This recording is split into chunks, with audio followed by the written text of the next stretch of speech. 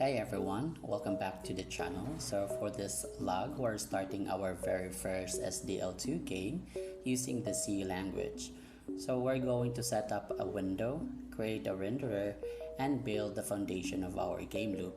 So this project is split into three files, which are the game.h for our structures and the function declaration, game.c for the implementation, and main.c which runs the actual game loop. So by the end of this log, you'll understand how SDL initialized, how events like quitting are handled, and how we prepare our screen for rendering at around 60 frames per second.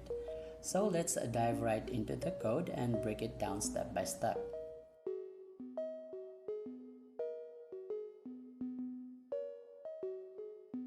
So this is the file structure that we have.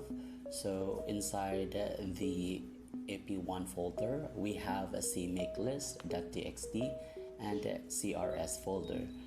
Inside the src folder, we have game.c, game.h, main.c. So I have here a CMake file that we have. So CMake file will the one who handles the execution or the executable file and linking to our libraries that we needed for our program. In the game header file, we declare the game structure and the function prototypes.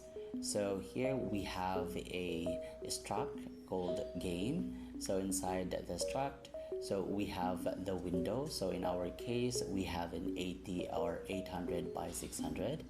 And then we will going to have a renderer. So this renderer will draw the graphics on the window. And then we have a bool. So the bool is keeping the track of the loop if the game is still running. So we're going to set up the SDL, create a window and a renderer.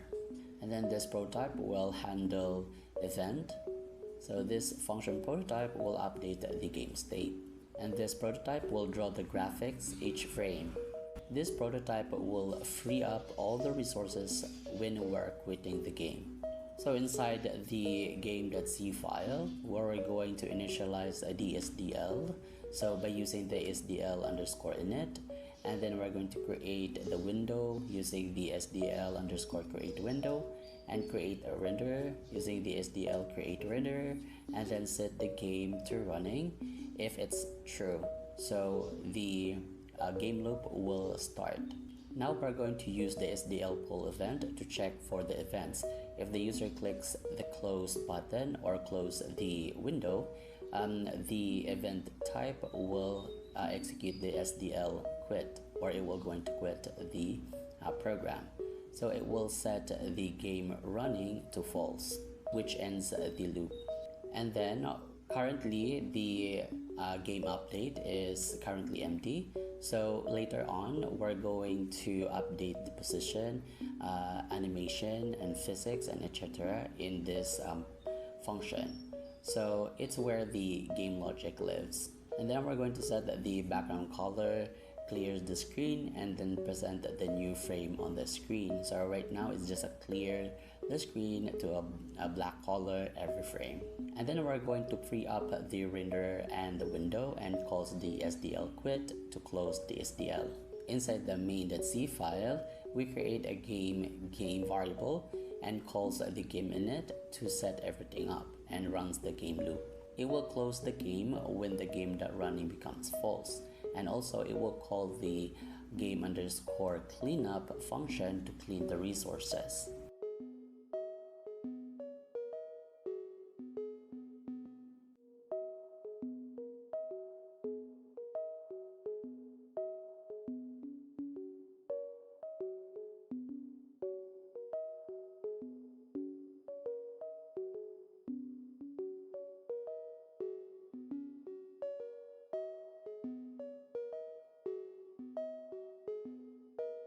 And that's it for this log. We now have a working SDL2 window and a basic event loop written in C. So this seems simple, but this loop is the backbone of every game you'll ever create, like initialize, handle events, update, render, and clean up. So for the next lag, we'll start adding more feature on top of this framework, like drawing shapes or loading images. If you found this helpful, don't forget to give a like and subscribe. Thanks for watching and see you in the next